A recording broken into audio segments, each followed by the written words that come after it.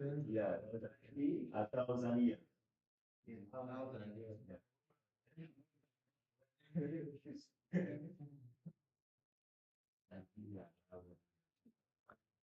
Good morning. Wow.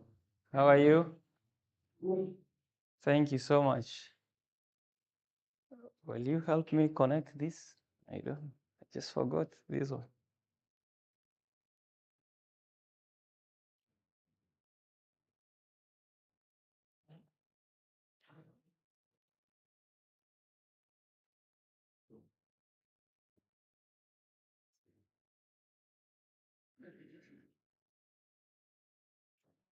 Okay, as the brother helps me to do the connection, I salute you again in the name of our Lord Jesus. Good morning. Okay, this is our last session, as I said yesterday, and by God's grace, we have it. We are going to talk about media and ministry. And yesterday, we studied extensively the book of 1 Corinthians chapter 12, which talks about the gifts in the church. And we read that portion in Christ Object Lessons, page 328, which said that it's not only spiritual gifts, but it also referred to natural talents and those even which we've acquired, because every good gift, as we read in the book of James, cometh from above. Brother Wycliffe, I don't know.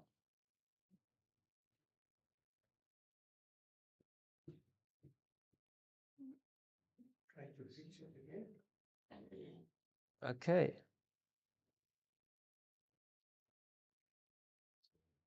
The screen goes off over this side.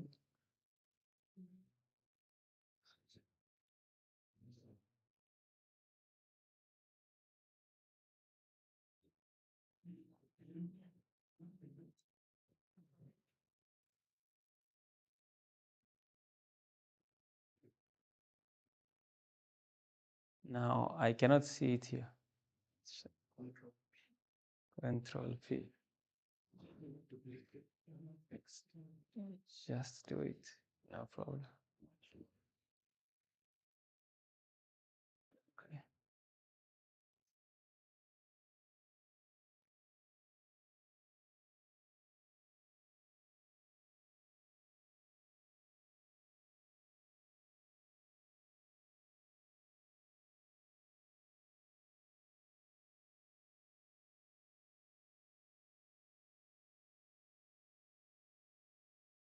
So we are going to share about media and ministry.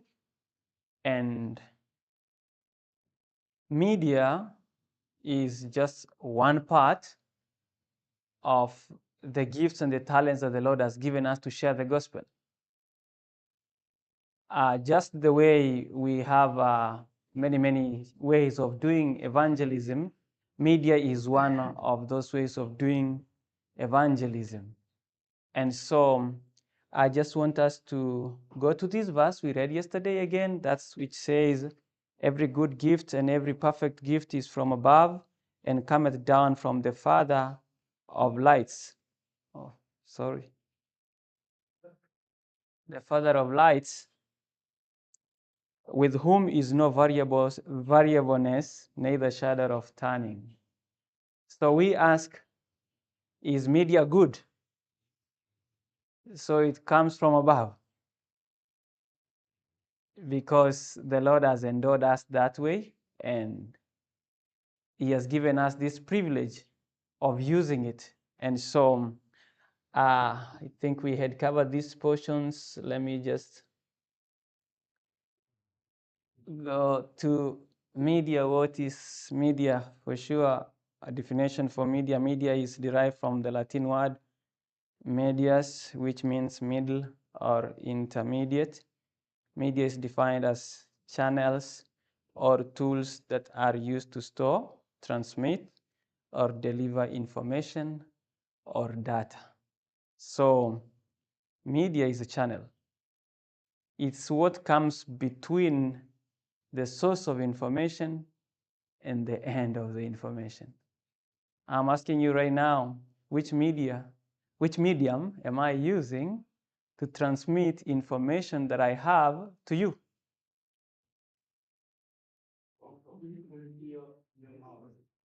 Oral, that's one. What about the other one?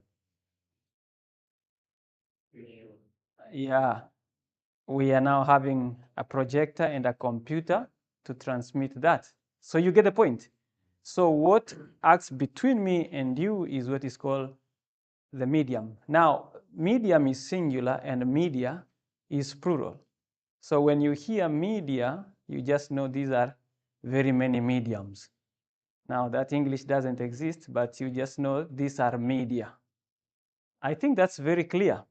So when you're talking about media, I'm not talking about a single medium like the one we just say oral medium, but very many other media which can be used to transmit the gospel to the people, and that is very important for us as a people and for our context as a people. So that's it. I'm going to cover a little bit of definitions and explanations about media. Of course, we are not doing an extensive program here on it, but the basics ones, which are very important.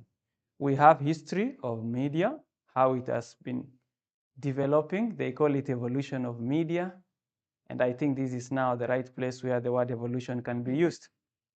Yeah, so we have evolution of media. And in this case, and also different types of media. So we have what is called print media. And I know pretty well that you understand that because it's what we have commonly used and it's the oldest type of media for sure in what we normally use. We know oral is older than, and it's very common. You know, oral is used only for people who are closer to you.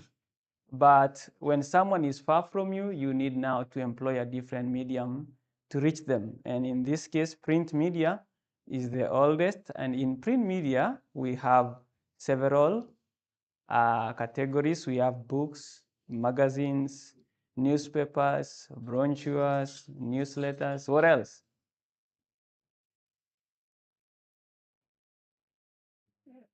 You do not know. Yes, tracts, flyers. What else? Note cards. What did you say? You said banners, right? Banners goes into that.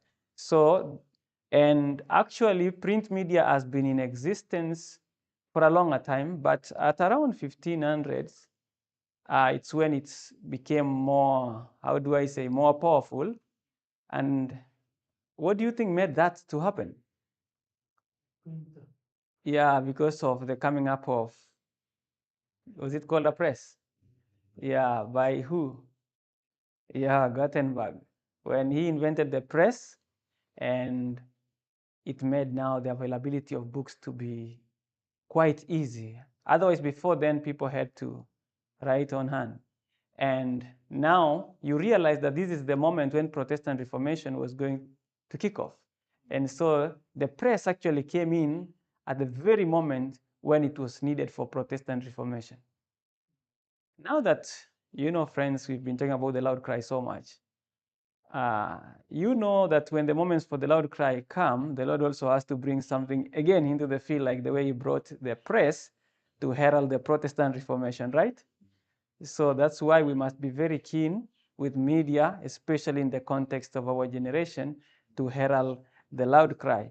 So that one came around the 15th century. And then we have broadcast media. And then broadcast media is radio, TV, and film.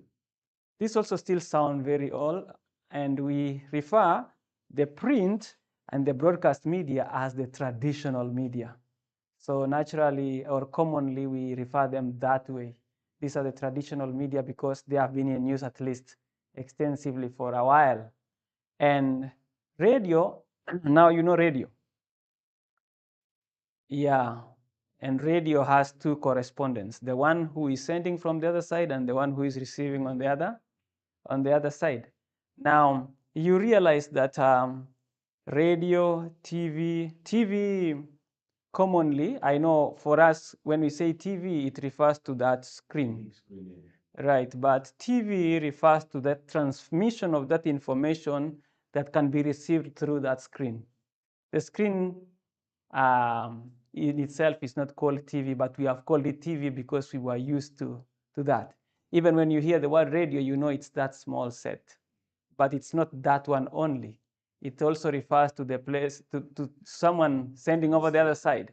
Yeah, and that's it. So, and then film refers now to that other audiovisual content which is not transmitted through the TV. It could be pre-recorded stuff, and majorly it was for movies. So whatever we call movie is what is called the film. And it was called the film because of the technology which was utilized in recording it. You remember that before the coming of digital stuff, we were using the film. You know what is the film?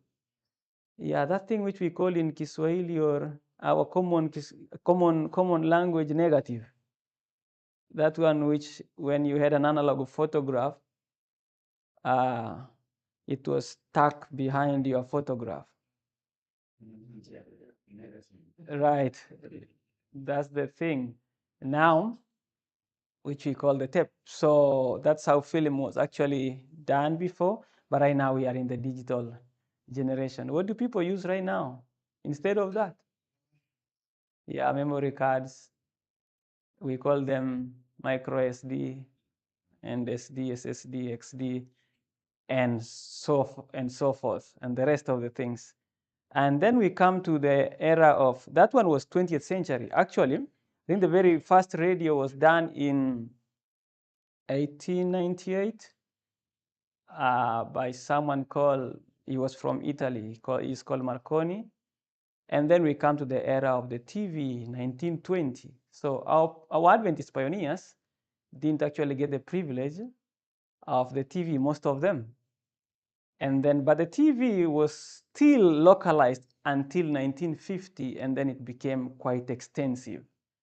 So sometimes when I'm reading the content of our Adventist pioneers, I feel I wish they had a way of recording them in audio or visual, and then we could feel it. Yeah. Now, then we go to digital media, and this one you understand pretty much well because your generation or our generation is characterized by this. And the digital media is composed of such things as the web media, social media. You know what that is? Social media. What are the examples? Facebook, WhatsApp, Telegram, blah blah blah blah. Yeah. Ni kama wazee wanalala ama hii ujumbe si yenu. Munataka print media. All right. I want to see wazee wakiniambia an example of a digital media. All right. Then we go to digital publications. And then you have things like outdoor advertisements. You've seen those outdoor advertisements? Billboards.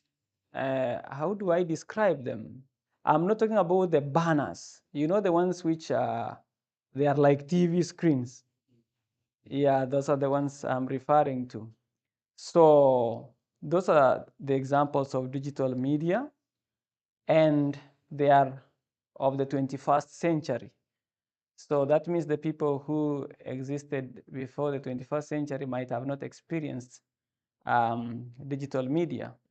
And so let me just ask you these questions, or just before I leave this section, what do you think are the advantages of, let me pick, for example, digital media compared to print media? Or I should ask, what are the disadvantages of print media? Difficult to distribute.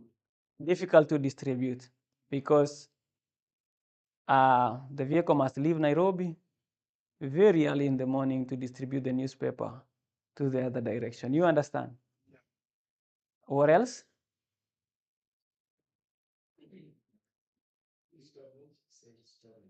Storage? What did you say about storage? It does not require storage, or it requires storage, or what? Oh, it's bulk? Yeah, sure. If, like now, you see these books, you know, you can have all these books in your phone, and they are very less bulky. That way, just with, what is the other thing? What is the advantage of the broadcast media compared to print media? Yes. Advantage. I want the advantage. Yeah, it's how do we say it? It's it involves your emotions. You can feel it. You can hear the voice, and you can tell when the person is humorous or not humorous, or lively or unlively. You can also see and understand much better. You know, seeing is better part of hearing. What about now if you're just reading? The reason why we forget much when we are reading is because there is no visual aid. But if you will just see or just even hear, you will master it even with, unlike when you are just reading. There is one big advantage for the digital section compared to the rest. First, it's very fast or efficient. Like you will just send a text right now to home and receive a feedback immediately. So there is immediate feedback. But for the newspaper, you must write on the editor section and wait for the next. Say you send it to Nairobi and then wait for the response. You understand? So the TV also you watch, and yeah, that's it. And you cannot give the feedback. You cannot tell the presenter, I cannot hear you very well. Yeah, so that's the disadvantage. But now we've been streaming here, and someone says, hey, your audio has a problem. Can you check it? And I can check quickly and correct within a single minute. We've corrected the mistake. But you could be live on TV and there is a mistake and you are not even aware for a whole hour because there is no immediate feedback. Now you understand now that digital media has much advantages compared to traditional medium. And that means our biggest focus in this generation should be towards that direction, right? Okay. Now, many people are connected. We will say even almost everyone is connected for sure. A few people are still on the periphery of the media, how do I say, the media world. And we will say many people have got phones, and they use them for social media, for internet, for messaging, for electronic papers.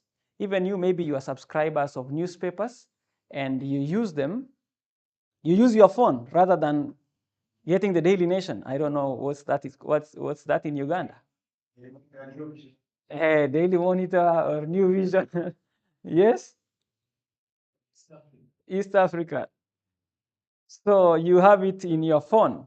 Then we have, say, people also get information from these outdoor signages, and we can do things like gospel banners and gospel adverts through that, you see?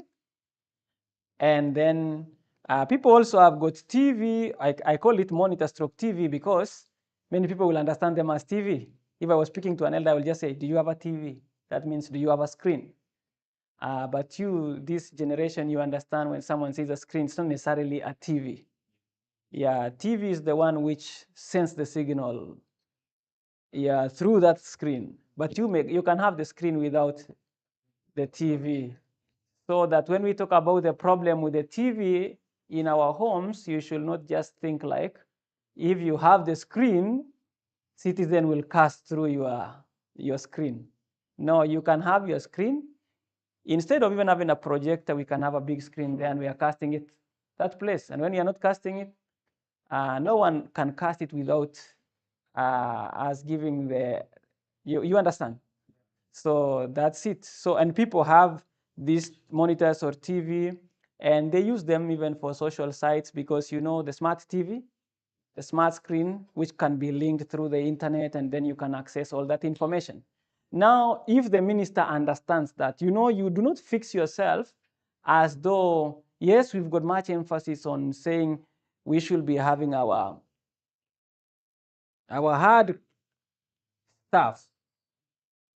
But now, don't act as though you are in a vacuum.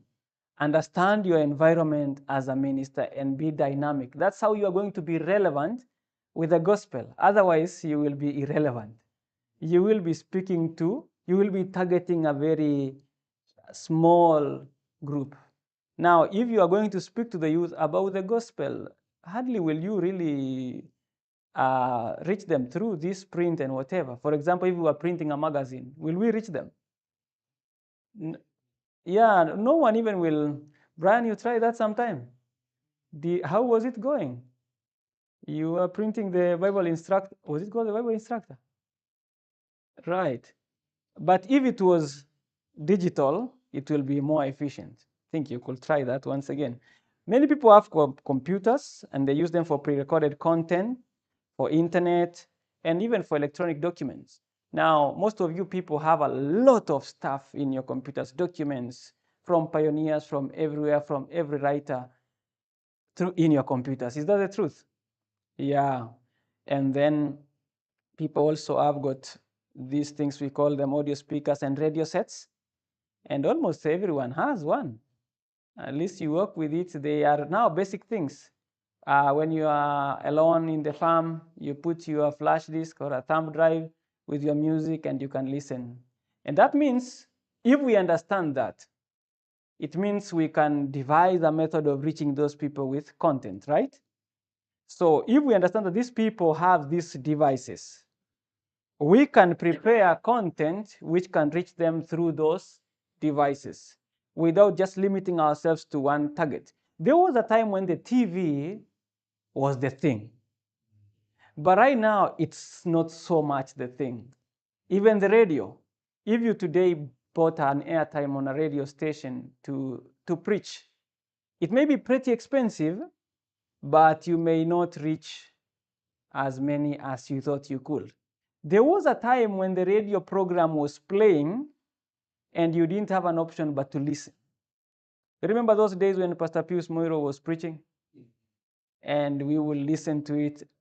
Personally, I wasn't brought up in an Adventist setup, so those were the common source of our, so we will really listen. I remember it was on Sunday evening and we will listen to it. And when the program changes, you keep waiting for the next program. Now, those days are now past. Right now, if a program changes in the radio and the person who was listening to it is not interested, for example, the person was listening to music, but Brian has bought some airtime to preach. And then Brian comes in and says, good morning, welcome. Today we are going to have a Bible study.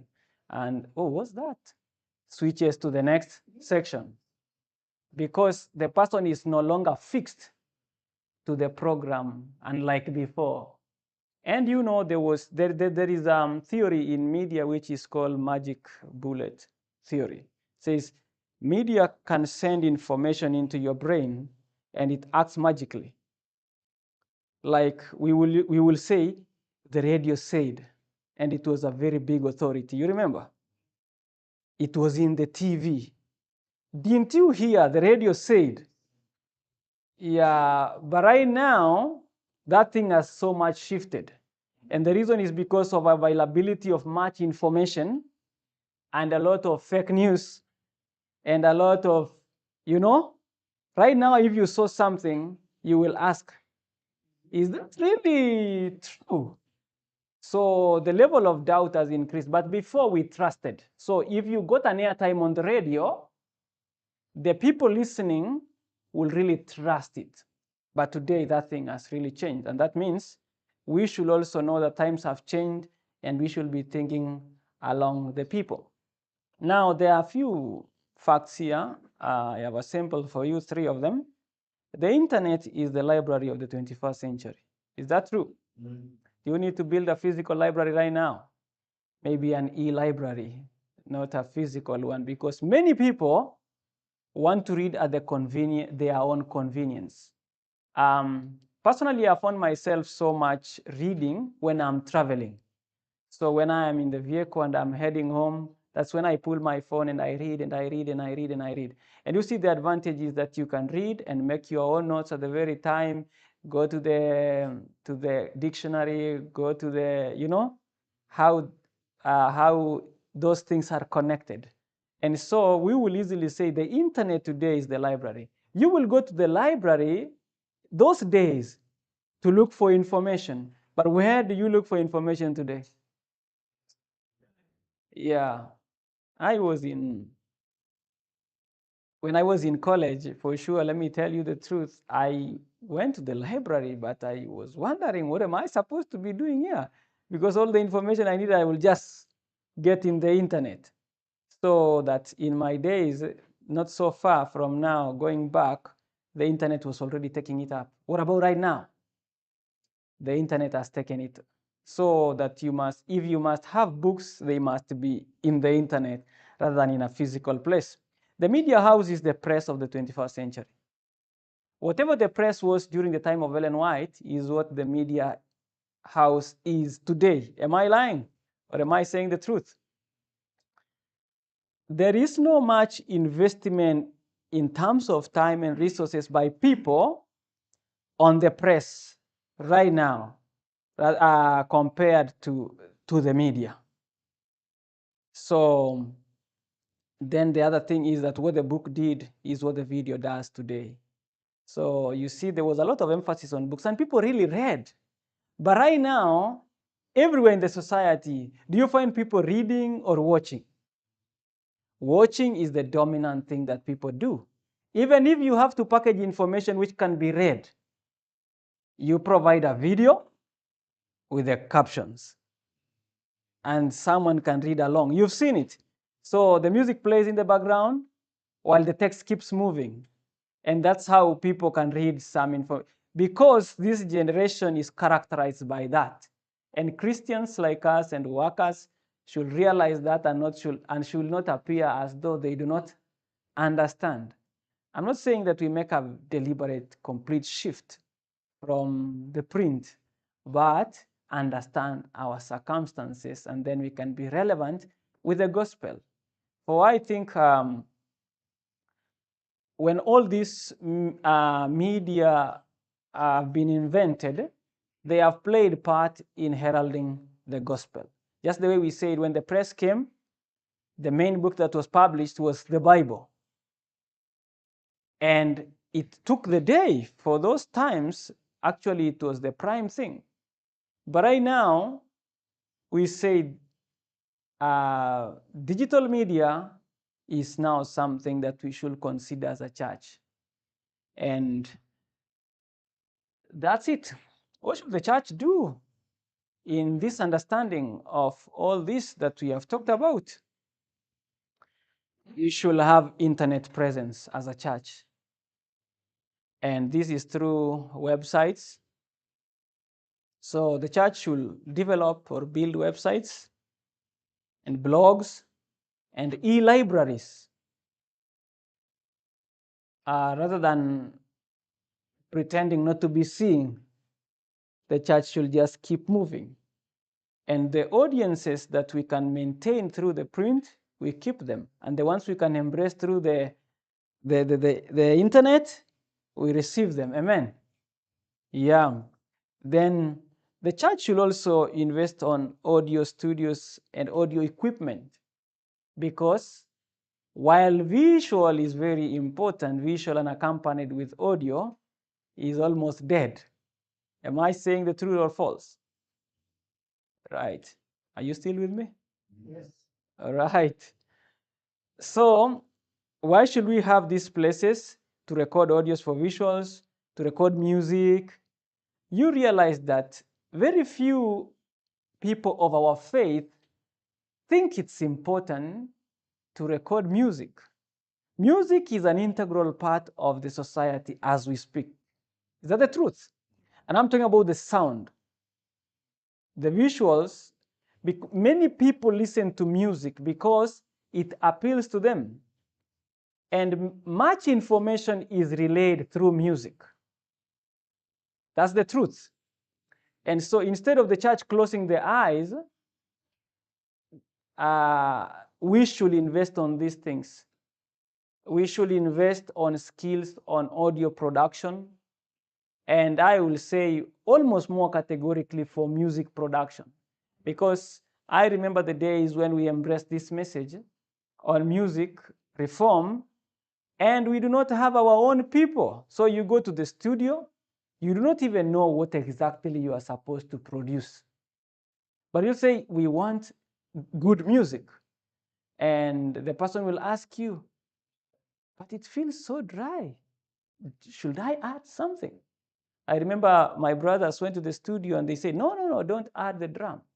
But the producer thought it will be too dry, so he will add some. But they said, there is no drum. This is good music. So it's because we lack personnel who are trained on this and who are running this work. So we will go. You read that story where when Israel didn't have those who were sharpening their weapons, and they will take them to where?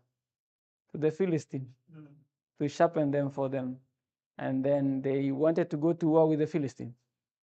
So think about that. We should have social sites as a church. And I think many people are doing this. At least almost every congregation are having a WhatsApp group where they meet, they pass information, and this should be the way to go, because that's it. This is the situation we have.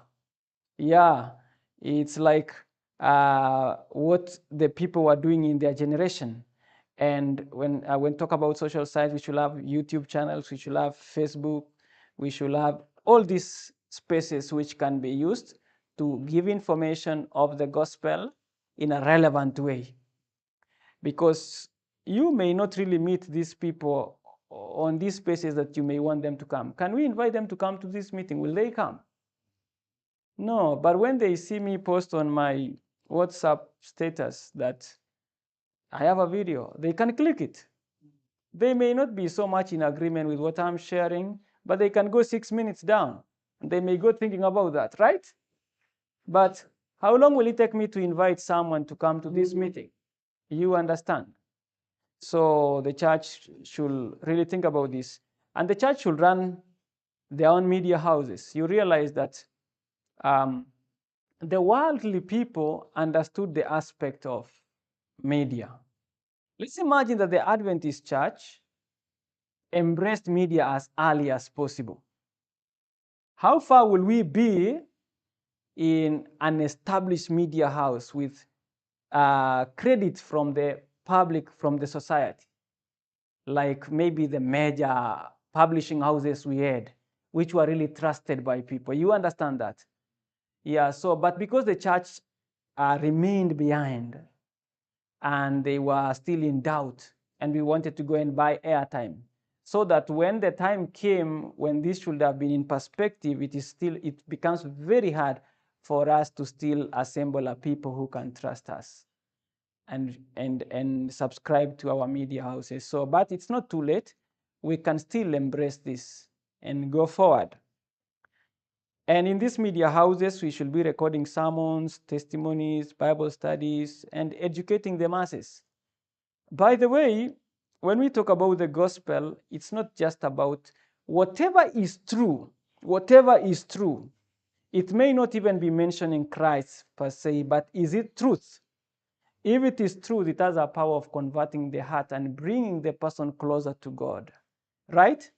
For example, if you are saying the right methods of farming, you may not even mention God inside there, but you are bringing the person as close as possible to the ideals of God now in the farming area. You understand that? And there is a lot of education message we can give to the masses, which is not necessarily preaching. And that's what we should, as a church, think about. This is the reason the church was coming up with schools, coming up with sanitariums, because those institutions were supposed to help the people. If we are running a school, for example, let's say we are running a technical school, which is giving technical skills which are applicable in our generation, which can solve real life problems. If we are doing that and people are coming, they are not necessarily of our faith, And it's not too necessary to tell them about the Sabbath message. You get the point?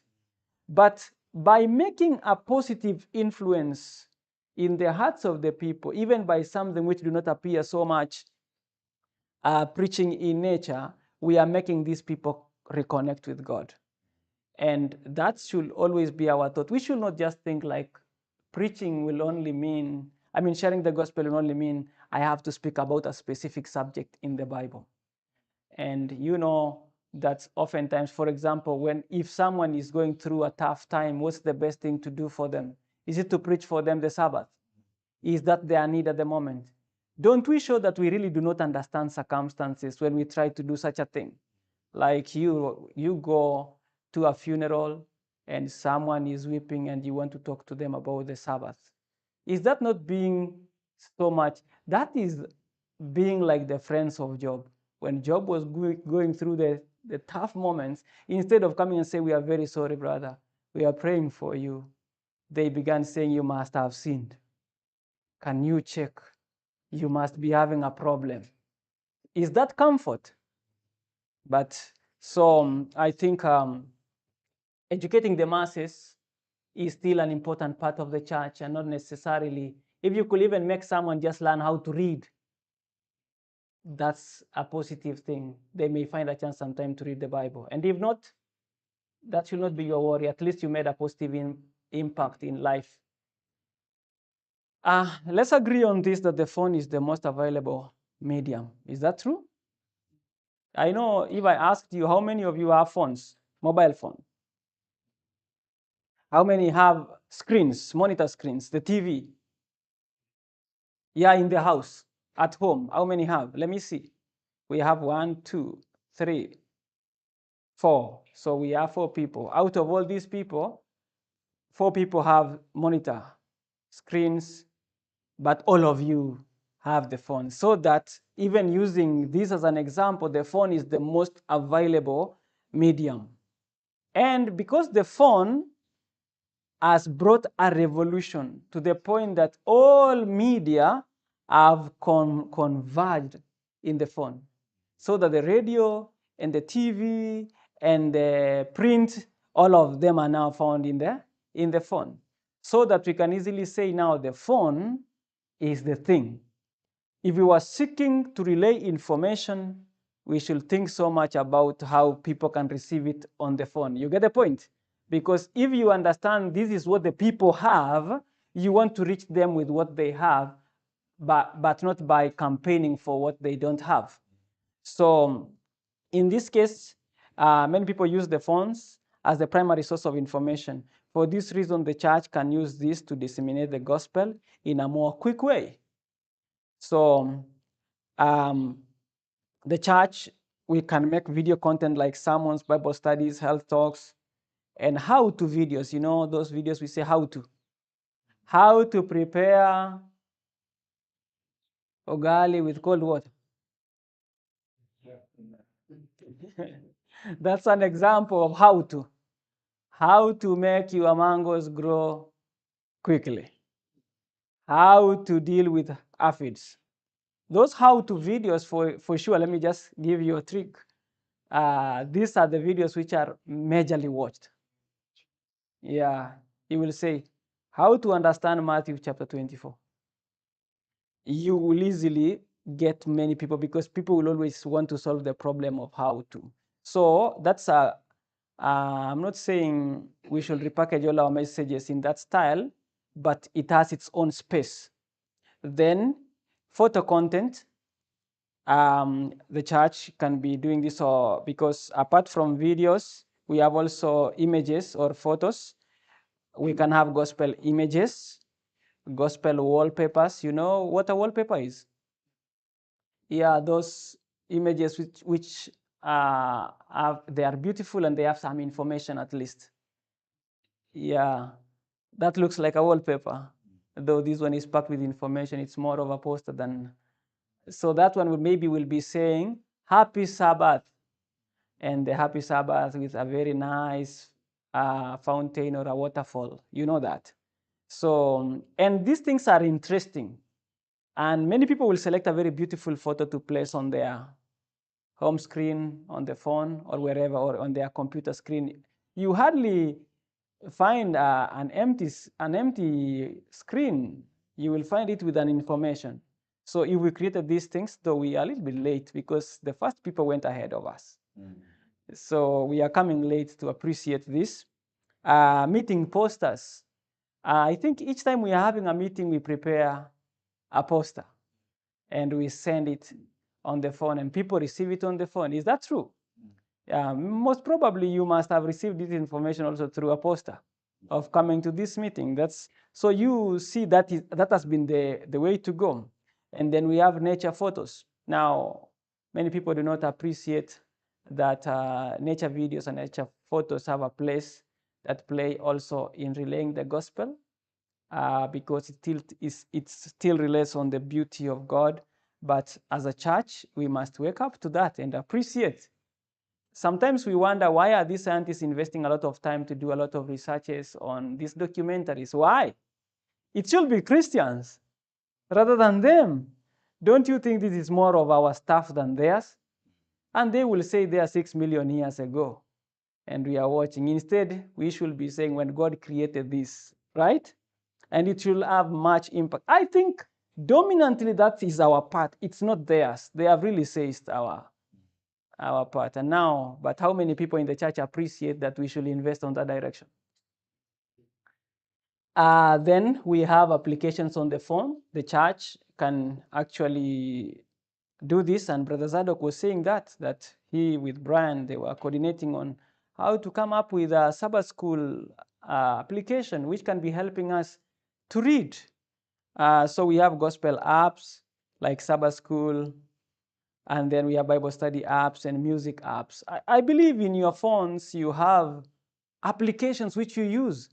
Like here personally in my phone, I have King James Bible, I have SDA hymnal, I have KJV with strong concordance. You see all those things and many more other things which we can use or create, which can help people have an experience closer to Jesus. Then we have publications like PDF documents, and we've done extensively good here. I will appreciate, I think when this movement came up, many people really did this. And I think Brother Sami was quite profound in this. All of us are talented differently. Let's agree with that. Sometimes you might not be able to write a PDF or even prepare a PowerPoint. As far as you are not, the reason why you do not know is because you are lazy. If that's the reason, that one is not defendable. You need to do something. Then we have ebooks, messages, and mails. You know, messaging. Earlier on, we were doing messaging more and more, and mails. But now messaging and mails have gone a little bit behind. So as a church, we should really embrace this, think about that, and move forward now that we understand what the phone is doing. What should we as individual members in the church do in the wake of our understanding of this aspect of relaying information?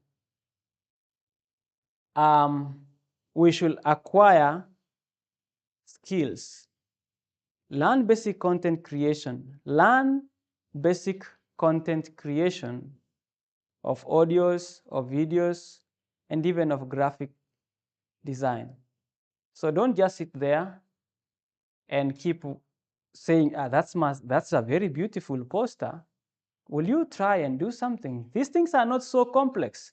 Right now, I may excuse the older members of the church, but not you. You are not so much excused. Ministry of Healing, by the way, says the older generations were more intelligent than this generation. Yeah. That's the truth. That means wazee should be doing quite better than us if they will only accept to begin doing. Yeah, because they still have that higher intelligence. Then each member should be encouraged to be connected, to have social media accounts. I'm not talking about going to the extremes of being obsessed by social media. Of course, we have learned about temperance, and temperance is a fruit of the spirit, self-control. So when I say we should advocate for our members to have social media accounts, it's not for them to go beyond the warrant of the gospel. But you, because the Lord gives you wisdom, you know what to use and what not to use. Because through this, they can get this information that we are talking about. I believe those people now who are connected on YouTube have been able to follow with us on these messages we've been sharing. And for sure, more than 100 people have been able to watch these videos. So beyond these people who are here, we are sure there are other 100 people who are reached. You get the point? Now, if they were not in these social spaces, if they say the phone is bad, will they get this information? No. So now you get the point. So we should also encourage members of the church to acquire media devices like projectors, phones, monitors, audio speakers. So I think I have my very small audio speaker there. I work with it because there are moments when I need to put in something. Maybe you are washing your clothes and you could be listening to a sermon or music. And that means you are using the same time to arrive at two things. You get the point? And that's very important. So we should not just think like these things are very evil. If we use them wisely, they will always be a blessing to us. We should encourage our members to take an advantage of technology, of things like Bible apps, online gospel materials, AI, etc. Let's not just sit down and see things happening. There are a lot of things in the internet, like Bible apps. You get a lot of things which are very important. Like, for example, if you have an app with a Bible and a concordance, see, that is very easy for you to do a Bible study. You can make meaning of the things you didn't understand pretty well. Look at it those days. I remember when one pastor said, you see, you didn't go to a theological school. Did you do Greek? We didn't do Greek for sure. Did you do Hebrew? I didn't. Say, I did Hebrew and I did Greek.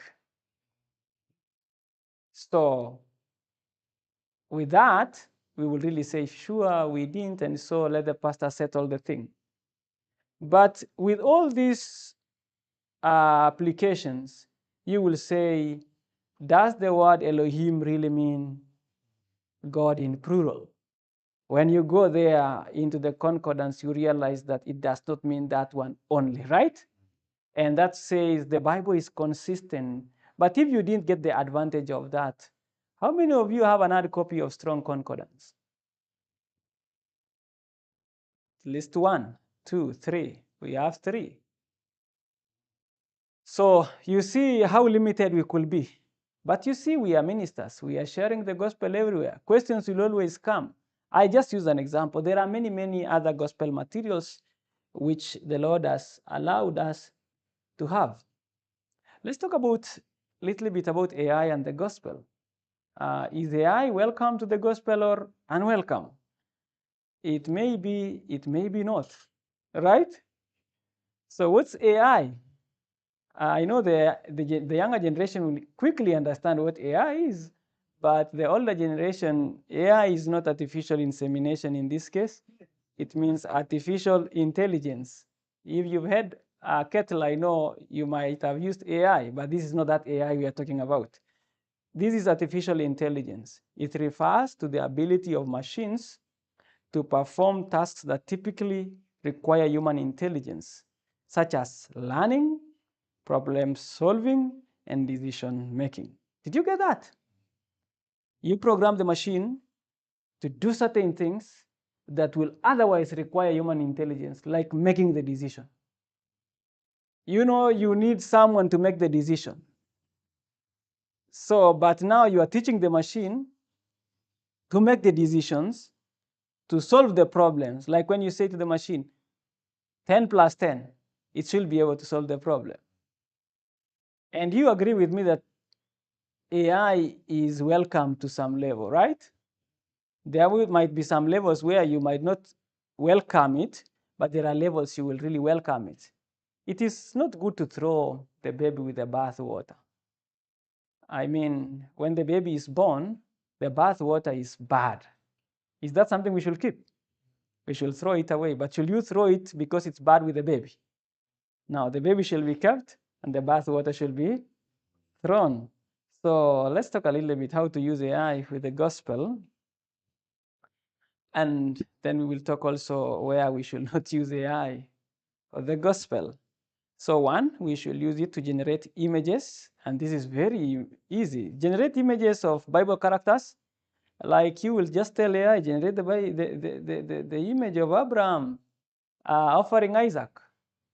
And like, you know, if someone was to begin drawing the image of Abraham offering Isaac, and you know the cost of those photos? Have you ever checked online what it costs? Now we have an easy way of doing it. Sometimes they are to aid visual, when we are teaching, they are to aid the learners visually, right?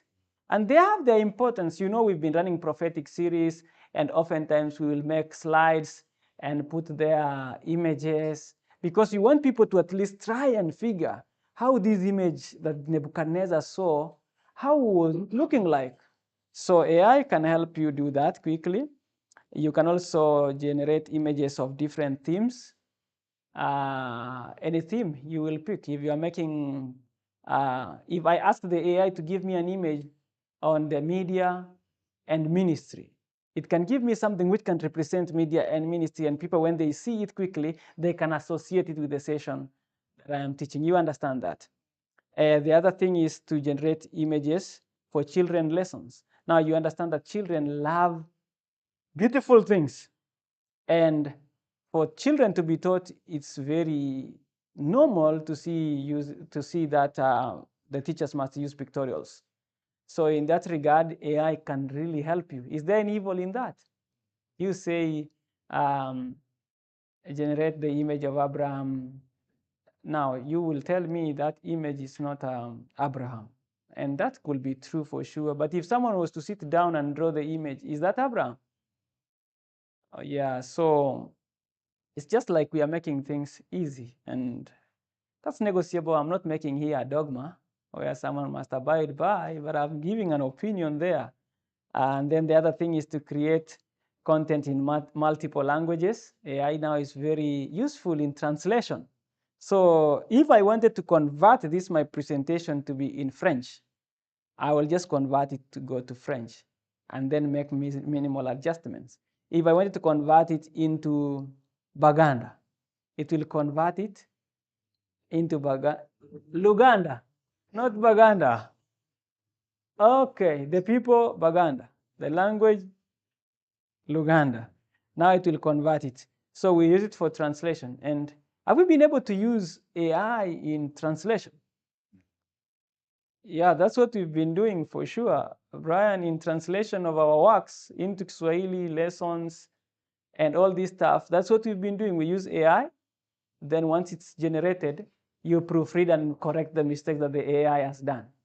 And for sure, you get that the AI in translation achieves up to 70% correct in construction of sentences and words and that.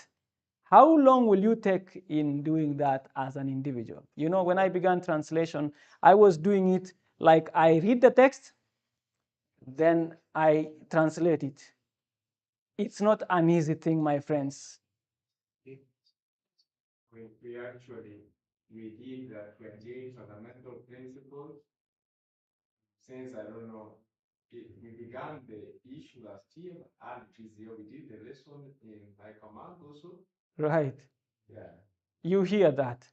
So the church should not just like appear like they do not know this thing. So if you have a presentation in English and you are going to make it in Kiswahili, just go to AI, generate it, and then make corrections, and then go and present. It's easy. There is no evil in that. Amen. Yeah. Then you can also use AI to generate templates. like generate templates for documents, like newsletters, books, posters, slides. You know, you can make your documents look more beautiful when you use a template. A template means someone has already prepared how the book should look like. Yours is to put the content. Now you realize that every book is different from the other. Others are made in a beautiful style. Like health books, oftentimes they try to make them in a very beautiful style. Now you can get these templates through AI. Instead of trying to sit down and begin designing. You know, for a long time when I came into media, I struggled so much to learn to use Photoshop and Adobe Illustrator. They were not easy things. They are not even easy up to this time. But the coming of templates in other applications made it a little bit simple. And those templates, they were pre-made. But now AI, you can just generate. And it will be different. The one Wycliffe will have will be different from the one I have. Because AI will just do it. I don't know how it does, but it does it. And then we have them. So such things as also posters and slides. Like now, when you want to make a poster, you do not begin from scratch. You begin at some place. You have a generated template, then you can edit it. So they are called editable templates. And then you have slides for PowerPoint. For sure, I'm using an example like this one. I didn't have to design this PowerPoint from the beginning. I mean the template. I'm not referring to the content. I had to generate it, and then from generation, I build it up now to reflect the content that I want. It makes the work easier, and then it makes the things a little bit better. Should it not be something that we should consider? So we should. And then AI, you can also use it to check quick facts. Like you can ask AI, what are the places in the book of Genesis? If you, these are facts. I mean, this is not something that the AI is going to tell you something and then it makes you foolish. You get the point? It's not going to alter your thinking if it tells you there is a place called Hebron in Genesis. And then if you ask it again, who are the individuals in the book of Daniel, for example, it will, you get the points. Checking quick facts. And you know, most of the applications use AI. For example, if you are going to search the book of Hebrews from your Bible app, what is that? Is it not a utilization of AI in it? Yeah, it is. So because someone has made it to happen that way. So AI has been in use, it's just that it has been in development.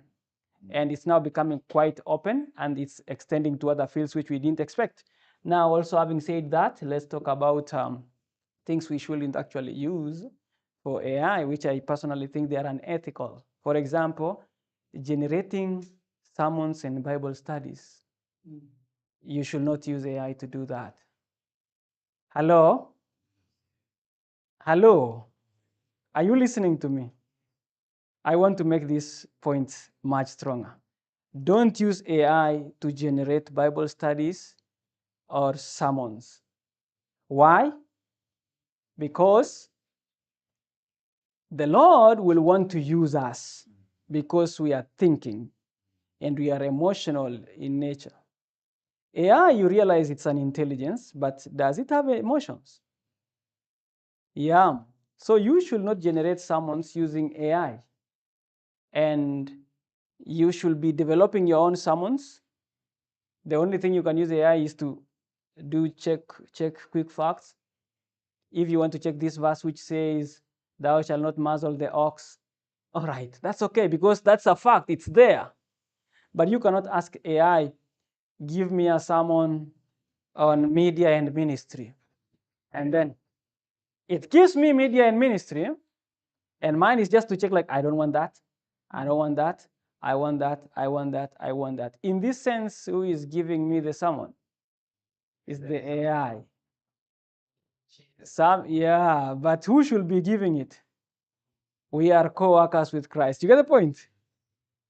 Yeah, so that's the point. So we should not use AI to generate sermons and Bible studies. That's a very huge thing, and we should consider that. So as much as you use AI, be so careful that you should not extend to that part. You know, AI has this thing called chatbot. You can use it to chat. So, and for example, sometimes you want to connect with the church. You should not use this machine to chat with the members because you are disconnecting yourself from your brother. And Jesus wants us to have a fellowship with each other. If Brian sends me a message and say, "Are you at home right now?" You know, I can say to AI, chat with Brian and say, "No, I'm not at home right now. What did you want?" And Brian say, "I wanted to pass by your place." Say, "Oh, I am not at home right now."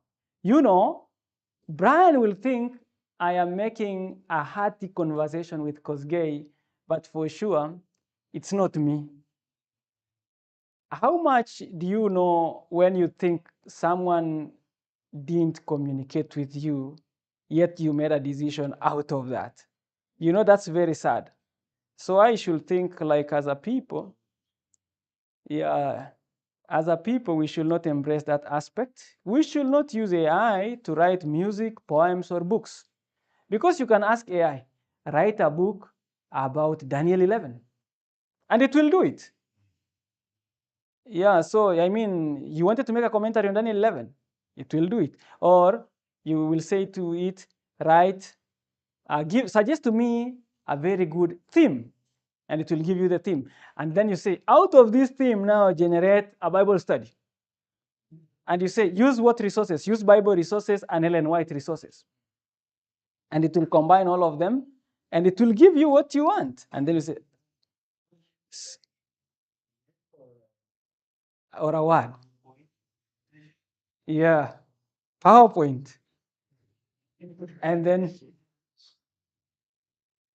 music there, AI is a very good tool because obviously there is an application for AI where I will put Bible verses and it will give me a music out of that.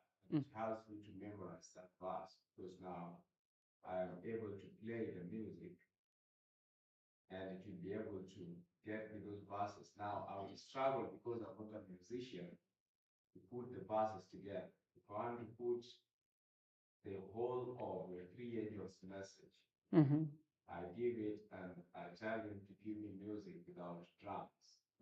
That's an appel. Gives me that and I record it and stay with it. And I put it on my ears and I listen to it the whole day. And that way I easily master that. But I would struggle to get someone who has made that compilation for me to be able to master what I want to master. I get it. I think that's quite acceptable. I do not have any problem with me on my side on that. What I mean here is generating a piece of music. You know, you can tell AI, generate a piece of music on the love of God, and it will do it, you know?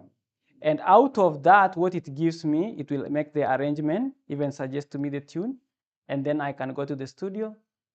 It's like now I employed AI to do the first part. You know, the one Brother Zadok has explained is very different. You are the one giving the content, and it's just doing, it's giving you a template to work on. Unlike the one which you use it, it's like me, I'm not a musician. Then I ask Brian, can you write music for me and give me the tune? And I'm going to play. You know, that is artistic. And the Lord, using the ministry of Brian, will make my ministry and music be viable. And that is quite different if you use AI and you are always ahead of the game. People are like, where does Kosgei find these very nice tunes and nice words of expression and diction? But it is AI generated, you know? And now that one is what I was talking about, but not the one that Brother Zadok is referred to. We should not use AI to generate fiction stories. You know, you can tell AI, write a story about, the theme should be starvation. It should be a grandmother and two children, a boy and a girl. And then it will do. And then you come and read. And you say, what is the theme? This is the theme. What is the lesson in the story? You know, those things that people love. So that one, I think, is unwelcome. don't use AI to do preaching. I have seen a church which just puts the screen there and tells the AI, generate a sermon on the love of God and preach it. And the AI appears. The AI in that case will take the image of a person and will begin speaking. Today we are speaking about the love of God. And the members of the church were asked, what was your experience? And they said, it was quite interesting. Another one said, it was quite lifeless because the person didn't have emotions, and such things like the way I speak with you and I connect with you and such things. I think that's places where we shouldn't welcome this thing to this place. Now, my time is over and I want to bring it to that end for now. May God bless you. Thank you. Let's pray.